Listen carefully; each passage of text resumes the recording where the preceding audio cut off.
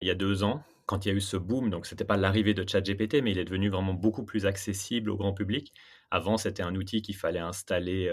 sur une machine avec, des connaissances un peu techniques et là, tout d'un coup, absolument tout le monde pouvait,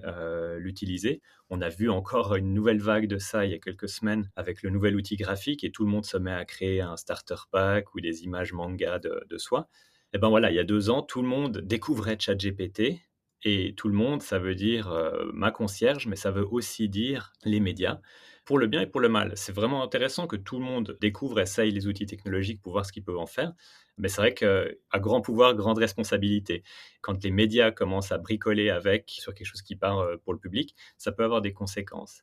et une des conséquences qui m'avait beaucoup marqué à l'époque, c'était quand le journal, roman Blick avait publié un article sur un thème qui n'avait rien à voir avec de l'IA. C'était un groupe de jeunes, dans le canton de Vaud qui avait mis en place un schéma d'arnaque et puis que cet article était illustré par une image créée avec Midjourney.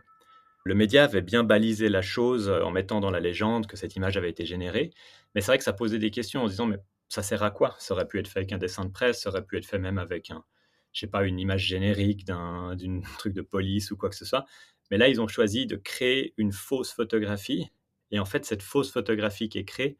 elle pose plein de questions et p pour moi, c'était vraiment un des points de départ. C'est de me dire: «Moi, quand je regarde une photographie, je pars du principe que les éléments que j'y vois sont vrais